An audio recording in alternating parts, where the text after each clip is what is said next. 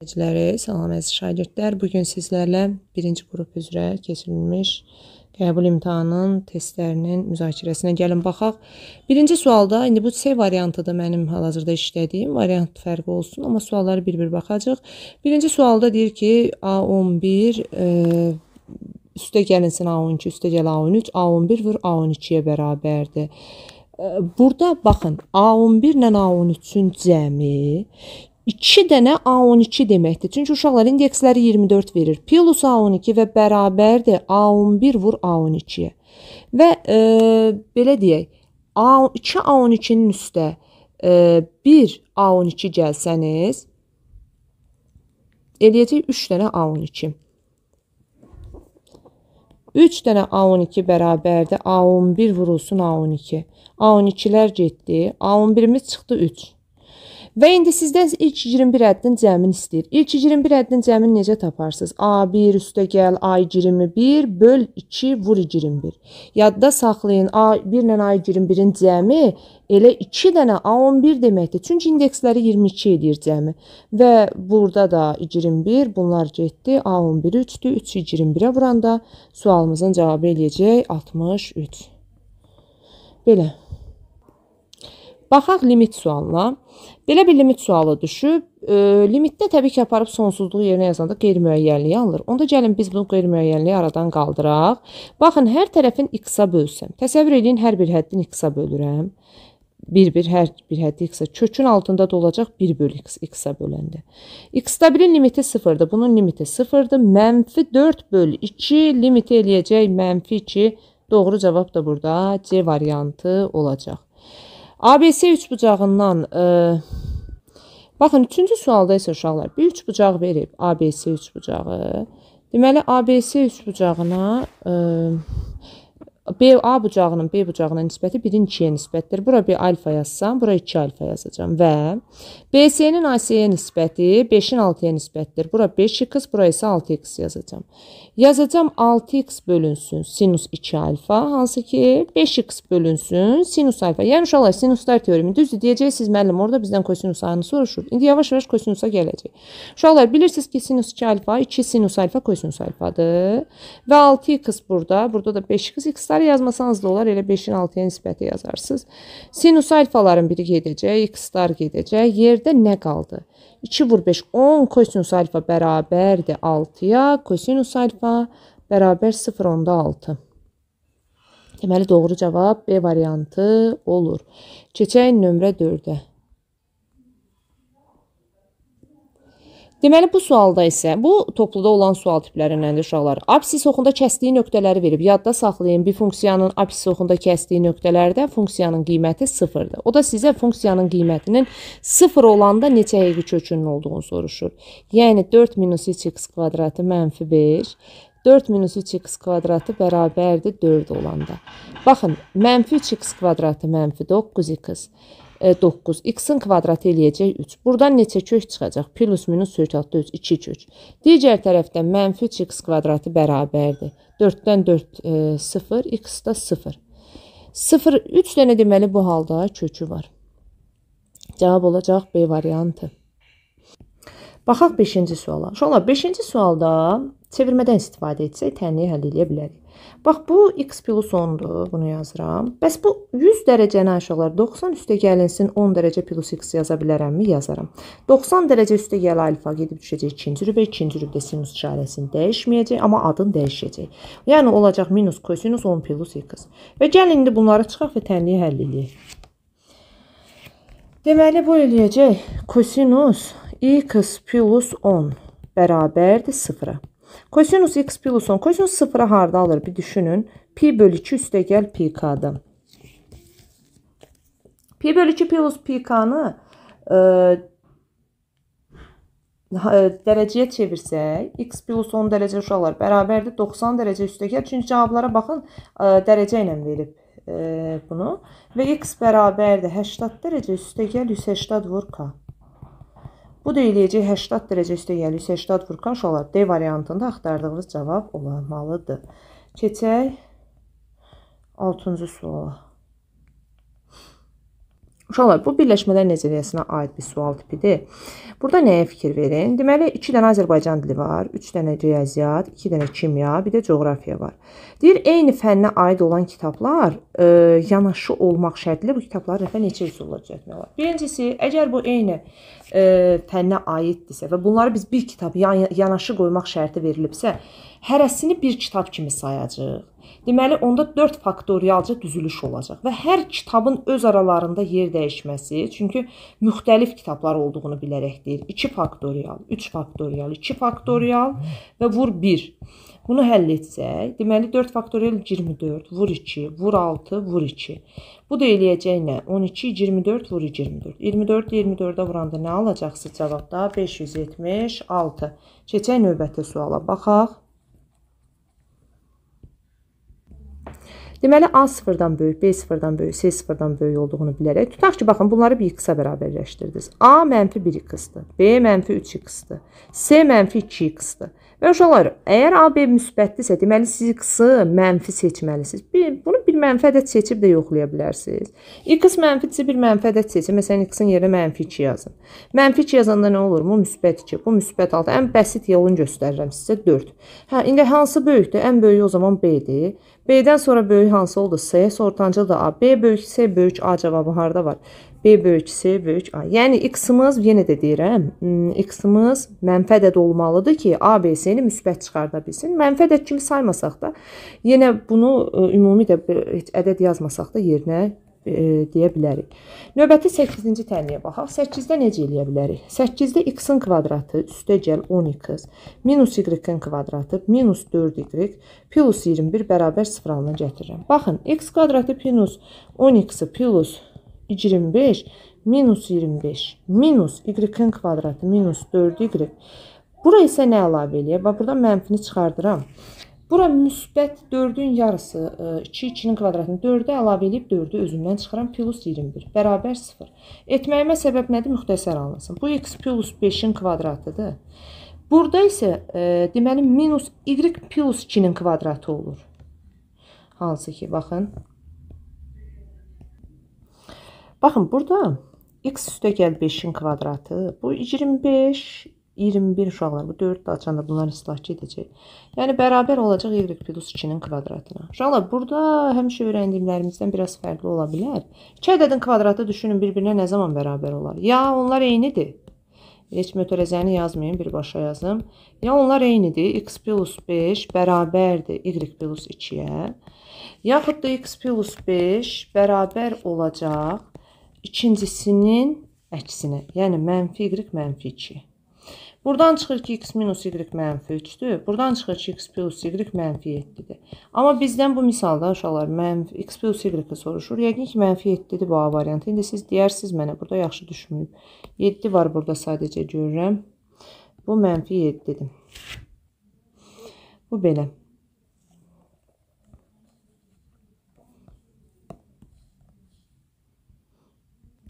Keçək bu suala. Uşaqlar, bu sual da üstü tənlikdir. Mən bunu birbaşa yazmaq istəyirəm. 7 vurulsun 7 üstü x-in kvadratı plus 5 vurulsun 7 üstü x vurulsun 2 üstü x minus 2 vurulsun 2 üstü x-in kvadratı bərabərdir 0 deyə bir tənlik. İndi baxın, biz bu tənliyi həll eləmək üçün gəlin hər tərəfin bunlardan birinə bölək.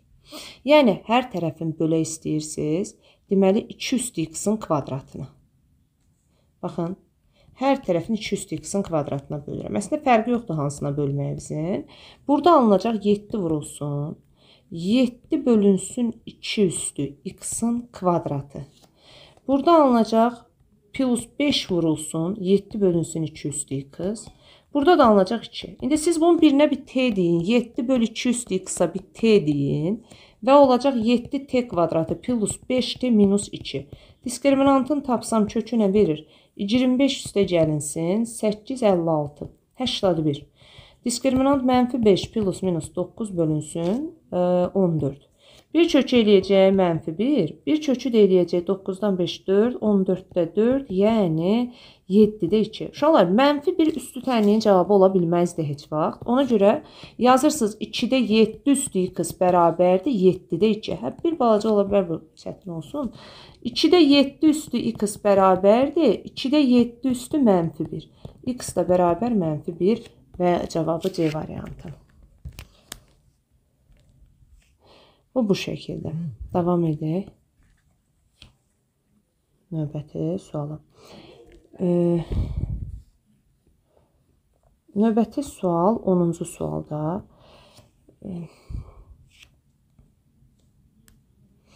10-cu sualda uşaqlar perimetrlərin nisbəti verib 2-nin 1-i. Siz bilməlisiniz ki, sahə nisbəti həmişə perimetr nisbətinin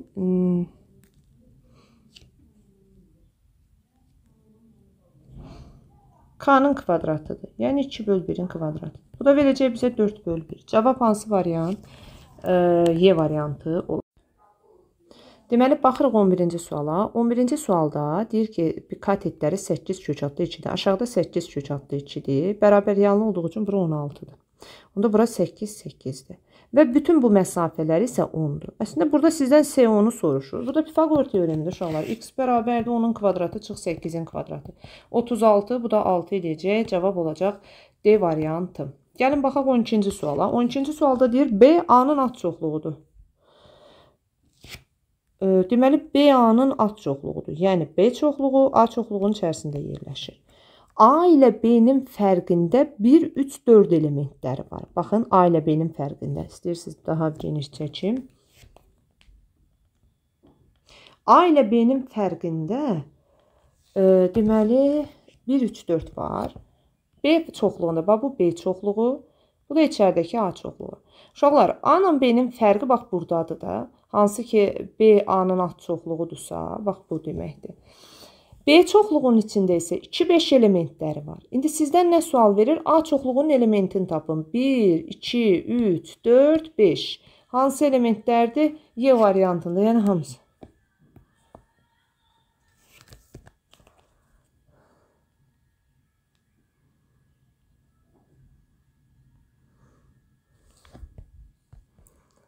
Sonra keçək 13-cü suala. 13-cü sualda deyir ki, x0 nöqtəsində çəkilən toxunan, x0 bərabər 5 nöqtəsində toxunanımızın tənliyini verib 7x-3. Sizdən soruşur ki, f5-i tapın və bax, tutaq ki, bir fx əyrisidir. Siz buna bir toxunan çəkibsiz hansısa nöqtədə. Bu toxunma nöqtəsində bunlar onsuz da eyni qiymət alacaqlar. Deməli, f5-i hesablamaq üçün elə siz funksiyada yerinə 5 yazıb hesablaya bilərsiniz. Bu eləyəcək 32. Bunu hesabladınız. Amma uşaqlar, f'5 nədir? Siz axı bu qaydanı bilməlisiniz ki, f'(x0) bərabərdir k-ya, o da bərabər tangens alfaya. Yəni, sizin funksiyanın nöqtədə törəməsi həmin toxunanın bucaq əmsalına bərabərdir. O da 7-dir. Hansı ki, 32 üstə gəl 7. Bunun da cavabı eləməlidir 39 A variantı. Davam eləyək, növbəti suala baxırıq. Növbəti sual, elə 3 natural ədədin, ədəd deyir, elə 3 ədəd natural ədədin bir ədəd var, A ədədi. Elə 3 dənə natural ədədin cəmindən ibarətdir ki, və bu ədədlərin, deməli, baxın, bu x, y, z nə anlama gəlir? Yəni, bu birincisi ədəd 20, 57-yə tam bölünür. X 57-yə tam bölünür, tutaq ki, bir k düşür. Y50A deyir ki, qismətlər də bərabərdir. Uşaqlar, o zaman belədir. 24-ə bölünür, qismət də k düşür. Z də 19-a bölünür, qismətdə k düşür. Buradan ortaya çıxır ki, x-imiz 57k-dır. Y-imiz 24k-dır. Z-imiz isə 19k-dır. İndi sizdən soruşur ki, verilmiş ədəd. Söhbət hansı ədəddən gedir? A-dan gedir. 57k, üstə gəl 24k, üstə gəl 19k. Nə qədər eləyir? Deməli, 70, 81, 19, 100k. Uşaqlar, 100k o deməkdir. Şagird k-nın yerinə hansı ədədi yazarsa yazsın, sonu sıfırla bitəcək. Deməli, sualımızın da cavabı olacaq B variantı. Baxırıq növbəti 15-ci suala. 15-ci sualda deyil ifadənin qiymətini hesablayın. Baxın, kök altda 5 minus 2,3. Üstə gəl kök altda 5 minus 2,2. Bu kök altında salsanız 5,29'dur. Yəni bunun işarəsi mənfi edər. Bunu salsanız 4,84'dür. Yəni bu müsbət eləyəcək. Mənfidirsə moduldan əksi çıxarılır.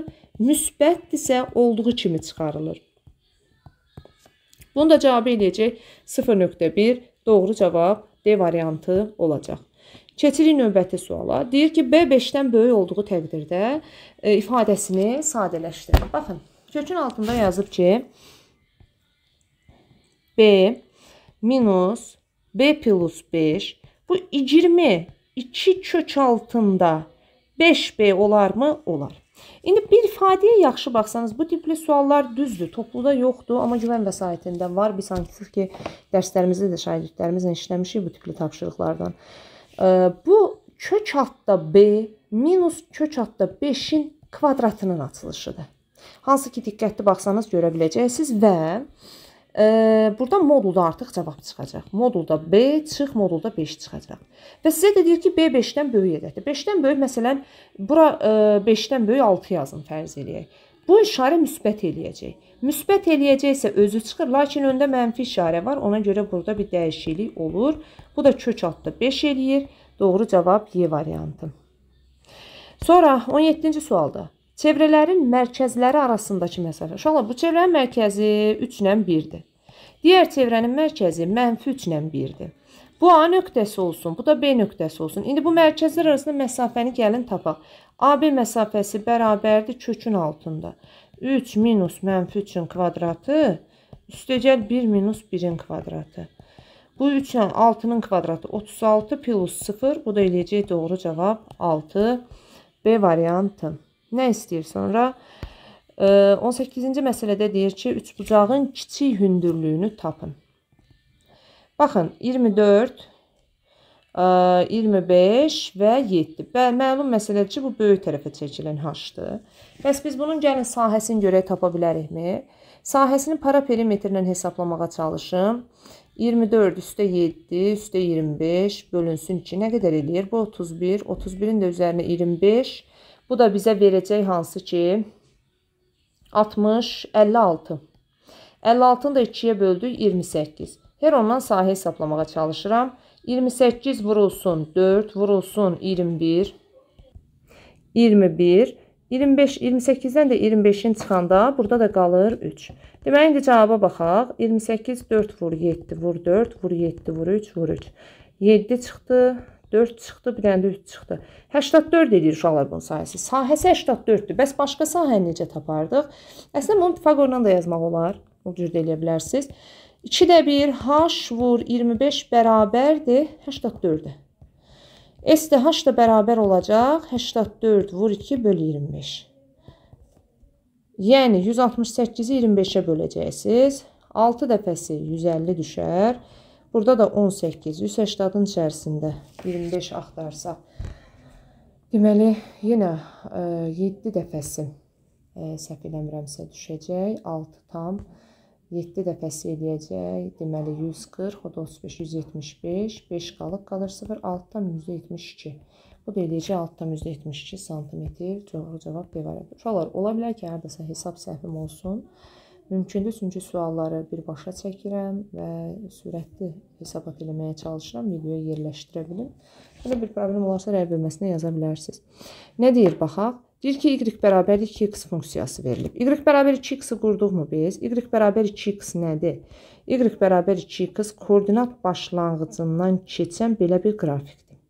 İndi bax, bunu 0, 1 qiymətində də alır, bax, burada 2. Söhbət buradan gedir, bundan. Absis oxu ətrafında fırlanması. Absis oxu ətrafında fırlanmasından bax, belə bir fiqur alınacaq. Təsəvvür edin, bu hissə absis oxu ətrafında fırlanır. Alınacaq nə fiquru? Konus. Bu da sizdən deyir ki, absis oxu ətrafında fırlanmasından alınan 0,1 parçasındakı hissəsinin bir hissəni absis oxu ətrafında fırladırsınızsa, o təbii ki, konusu yaradacaq. Burada sadəcə fiquru soruşur sizdən. Növbəti 20-ci sual. 3 sinif x. Bu sadə test tapşırığıdır. Çünki biz bunu dərslərdə də dəfələrlə düsturunu təkrar etmişik ki, ala biləcəyi qiymətlər kök altında 3-ün kvadratı üstəgəl mənfi 2-nin kvadratı. Bu da eləyəcək kökün altında 9 üstə gəl 4, 13. Yəni bu ifadə mənfi 13 ilə müsbət 13 arasında qiymət alır. Düzdür, cavabda bu yoxdur, natural qiyməti istəyir. 13-dən təxminən kök nə çıxır? 4 çıxmaz, 3 tam nə qədərsə, mənfi 3 tam nə qədər? Müsbət 3 tam. Bunların da arasında nə var? Mənfi 3, mənfi 2, mənfi 1, 0, 1, 2, 3. Lakin sizdən natural istəyir. Natural sadəcə 3 dənədir. Onların da cəmi nə qədər eləyəcək? 5, 6. Cəmi olacaq 6. Məncə bu da aydındır. Sonra 21-ci suala baxırıq. 21-ci sualda verilib ki, meyvə qurudulanda 80%-ni itirir. İtirdisə artıq çıxacaqsınız 100-dən 80. Nə qədər qaldı meyvədən əldə? 20. 32 kiloqram quru meyvə almaq üçün nə qədər təzə meyvə götürün bilmirəm. Amma onun 20% qalır və bu faizinə görə ədəd tapmadır. İndi bəziləriniz tənli ilə həll eləyər, bəziləriniz birbaşa 32-ni 100-ə vurub 20-yə bölər. Fərqi yoxdur. Cavab eyni cavab alınacaq. Cavab C. Daha sonra 22-ci sualda isə deyir ki, bu nöqtədən keçən funksiya, burada bu tipli tapşırıq test toplusunda var. Bir sual belə ayrılsa bu tapşırığı test toplusunda siz görə bilərsiniz. Baxın uşaqlar, Kx plus B-nin qrafikidir bu. Və B, Y oxunda kəsdiyi nöqtədir 1-dir. Burada da X oxunda 1, 0 kəsir deyə. Siz X-i aparın 1 yazın. K vur 1, üstə gəl 1 bərabər 0 yazın. K bərabər mənfi 1 olacaq. Deməli, bu funksiyanız Y bərabərdir, mənfi X üstə gəl 1 şəklində bir funksiyadır. Və siz indi həmən funksiyanın ibtidai funksiyasını tapmağa çalışırsınız. Mənfi X kvadratı bölü 2 üstə gəl X üstə gəl C. Hansı variant olacaq? Doğru cavab B variantında var. Keçdik növbəti suala. 23-cü sual. 23-cü sualda, ehtimal sualıdır. Deyir, tənliyinin tam həllər çoxluğundan tənliyinin həlli, bərabərsizliyin həlli deyə bilədir. Tənlik nədir? X plus 5, X minus 3.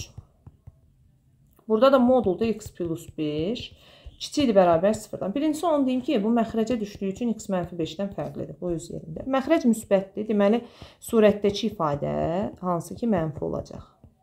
Bunu mənfi götürürəm. Sıfırların sizə görə burada bir-bir qeyd edirəm. Mənfi 5, müsbət 3, müsbət, mənfi, müsbət. Sizdən soruşur ki, amma bax, mənfi 5 tərəfə açıq yazaq. 3 qapalı. Sual verir ki, tam həllər çoxluğundan təsadüfi seçilmiş bir ədəd. Gəlin bu ədədləri yazın ki, siz rahat görə bilin. Mənfi 4, mənfi 3, mənfi 2, mənfi 1, 0. 1, 2, 3. Bunun 3 burada, 5 də burada. 8 dənə həlli var. 8 dənə ədəddən birini seçəcəksiniz və mənfi olmaması, mənfi ədəd olmaması. İndi burada bir şey var. Mənfi ədədlər burada 4 dənədir. Amma burada demir ki, natural ədəd olsun. Mənfi ədəd deyil, amma 0 tam ədəd sayılır. 0-ı götürə bilərsiniz. Mənfi ədəd olmur. 0 4 dənəsidir. Deməli, bunun da ehtimalı nəyə bərabərdir? 2-də 1-ə. Bu da olacaq 2-də 1. Yəni 0-dır. Xətti bucağı 36 dərəcə olan düzgün çoxbucaqlının neçə diaqonalı var? Xarici bucağı, bağışlayın, xətti bucağı oxuyuram. Xarici bucağı 36 dərəcə olanın daxili bucağını da tapa bilərsiniz, amma ehtiyac yoxdur. Xarici bucaqların cəmi 360-dır. 360 dərəcəni bölün 36 dərəcə, bunun 10 dənə tərəfi var. Diaqonal sayını necə tapırdınız? Baxın, diaqonalların bir təpədən çıxan n-3 idi. Bütün diaqonalların sayısı n vurulsun n-3 bölünsün 2 idi. N'in yerinə 10 yazsam, 7 bölü 2, 35 dənə diaqonalı var. Bu da rahat sual idi. Davam eləyək. Bu loqaritma tipi də test toplusunda olan bir tipdir. Yəni, mən həmişə deyirəm, test toplusunu rahatlıqla gedə bilirsinizsə, blokda əziyyət çəkməyəcəksiniz. Əsas odur ki, başa düşərək mövzuları bitirməkdir. Mən dərslərdə də həmişə eyni fikri təkrarlayıram. Loqaritma 4 əsasdan 28, loqaritma 3 əsasdan 38. Baxın, indi biz bunların nə arasında yerləşdiyinə baxaq. Loqaritma 4 əsasdan 28, 4-ün qüvvətlərinə baxaq. Hansı ki, 4-ün 64-ündən balacadır, yəni 3-dən balacadır. 4-ün 16-sından da böyükdür. Yəni, bu ədəd 2 ilə 3 arasında yerləşən bir ədəddir bu x ədədi. Loqaritma 3 əsasdan 38 isə, loqaritma 3 əsasdan 27-dən,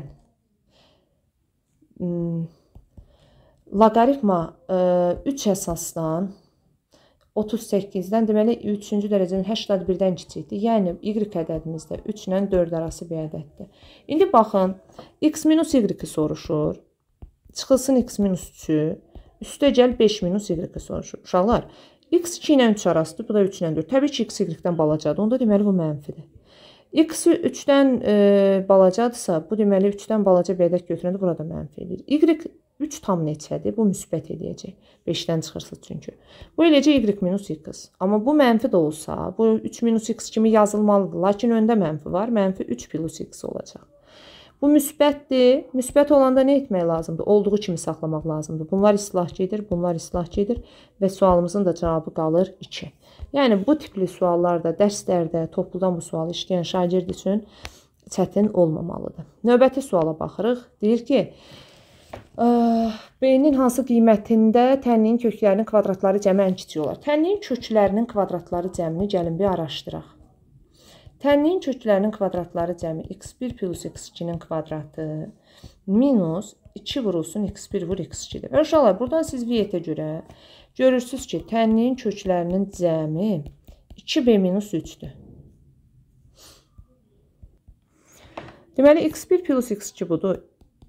x1 vur x2 isə mənfi 2b-dir. Yazıram ki, 2b minus 3-ün fərqinin kvadratı uşaqlar minus 2 vurulsun. Hər bir şey açıqlıqla yazıram, tam başa düşəsiniz həllini də.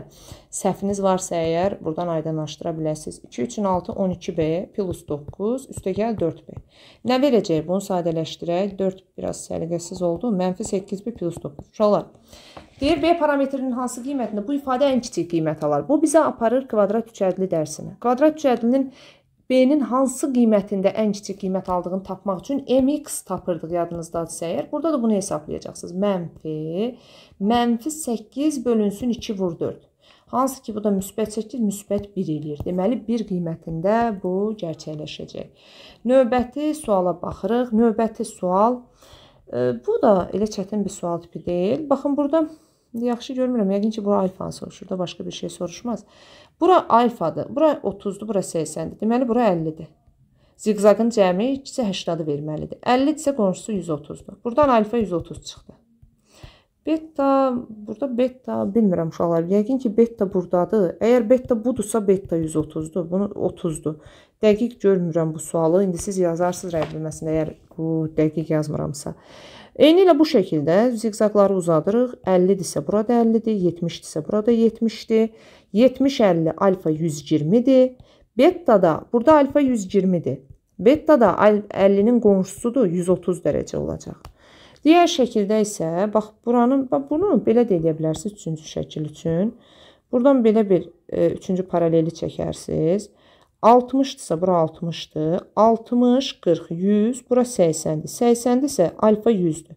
Bax, 3-cü şəkil üçün alfa 100-dür. Beta'dan da hamı artıq rahatlıqla görür. 60-ın qonşusudur, beta da 120-dir. 100, 120, bax 220 dərəcə. Bu 3-ə D uyğundur. Alfa 120-dir.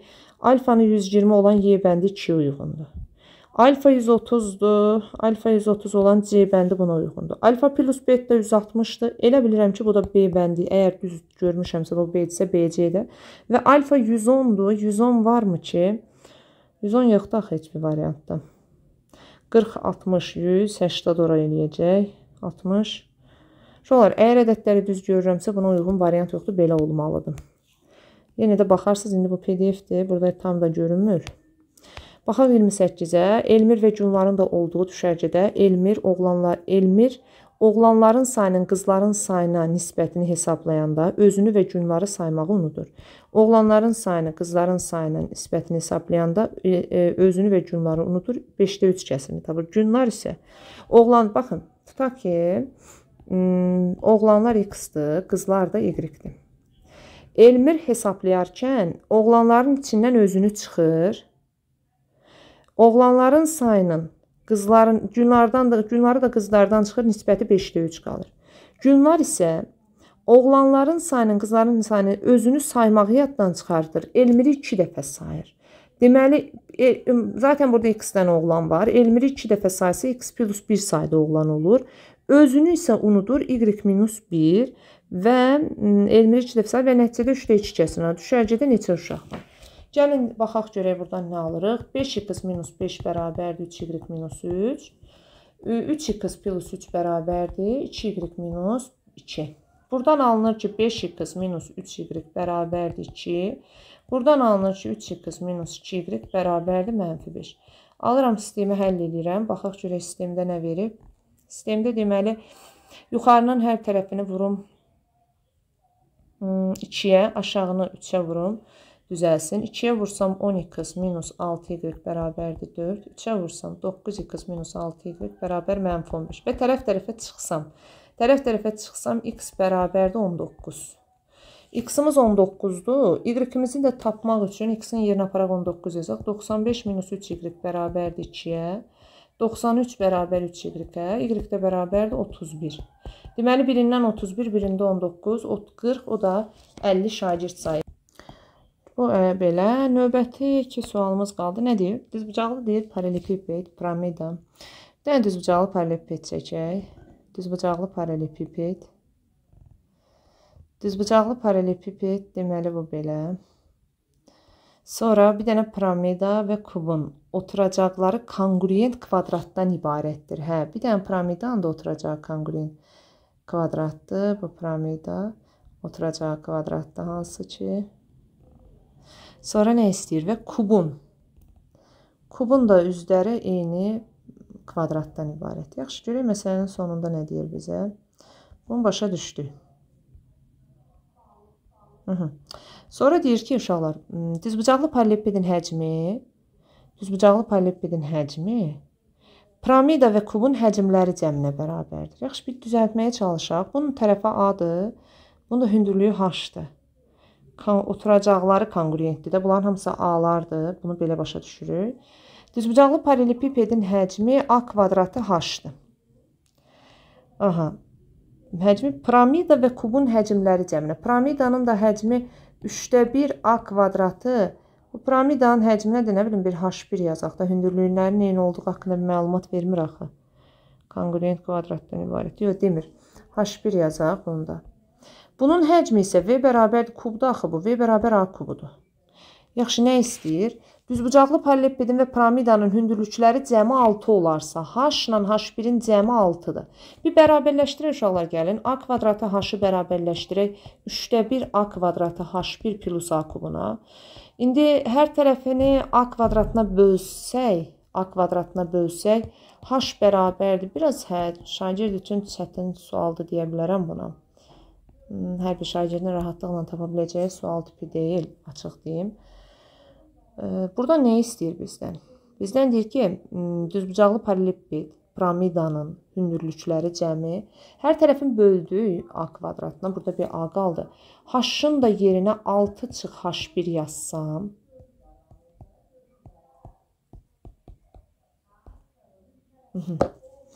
Bu belə. Başqa bir şey veribmi? Düzbucaqlı paralelipiped bunların cəminə.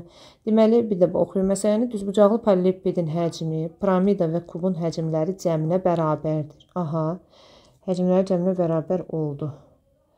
S oturacaq vur H. Orada da A kvadratı vur H. Aha. Düzbucaqlı paralelipipedin və piramidanın hündürlükləri cəmi 6-dır. Yaxşı, bunu yazdıq. Bundan sonra nə yaza bilərik? Hə, yox, bu məsələdə biz düzgün yazmamışıq yuxarıda uşaqlar. H ilə H1 deyilik. H ilə H1-in hər ikisi 6-dır. Düzəliş eləyib, yox. Məsələni düzgün oxumamışam, üzrlü sayın. H ilə H1 ikisi də 6-dır. Heç nə 6 yazaq yerlərini hesablayaq. 6 bərabərdir 3/1 6. Çünki əks halda bunun cavabı olmazdı. Bu da heç nə 2. A da bərabər olacaq 4-ə. Sonraki məsələdə nə deyir, baxaq. Sonraki məsələdə deyir ki, çevrənin mərkəzi O nöqtəsində olan çevrədə, yəni çevrə çəkək.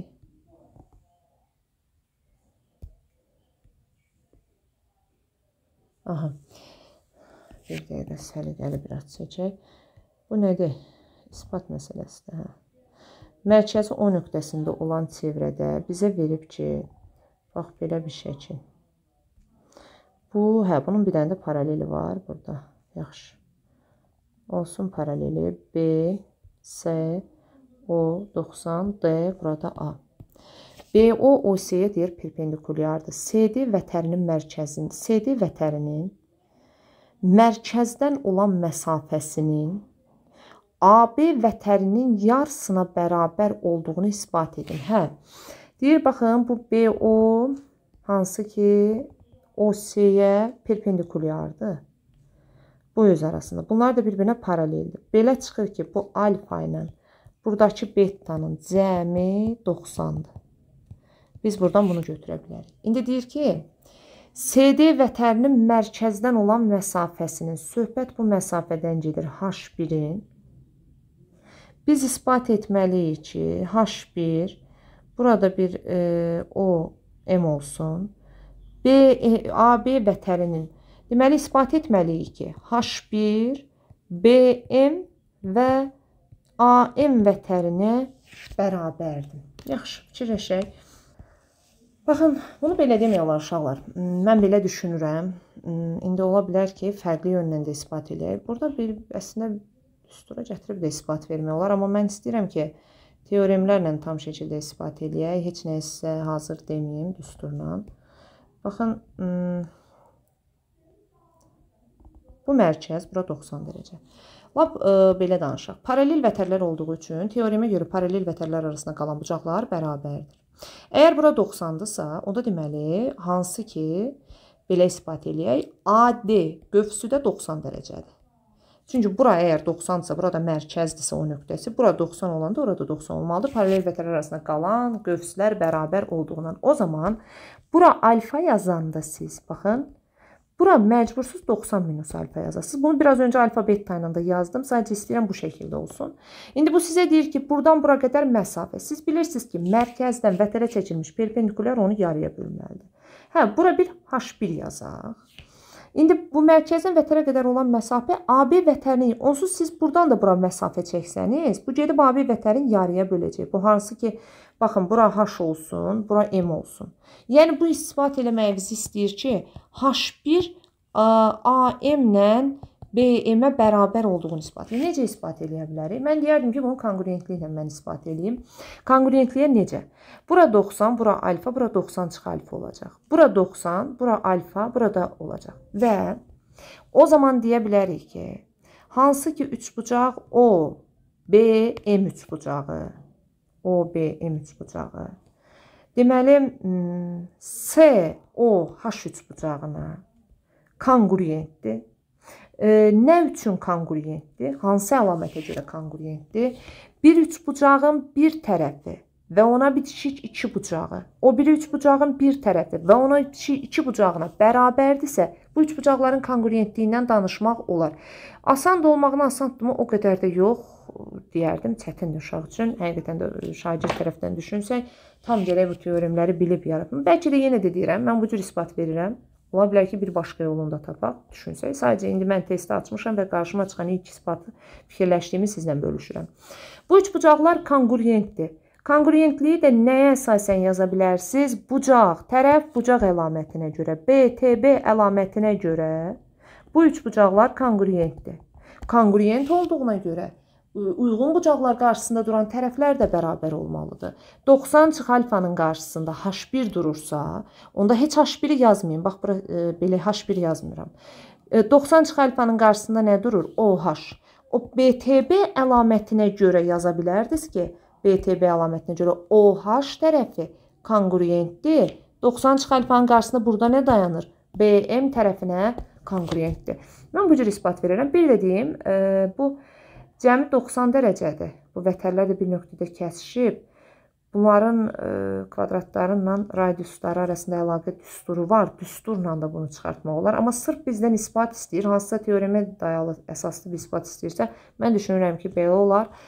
İzlədiyiniz üçün sağ olun. Video əgər əhəmiyyətlidirsə sizin üçün, yararı varsa, bəyənib, paylaşmağı, kanala dəstək olmağı unutmayın uşaqlar. Hələlik digər videolarda görüşürüz.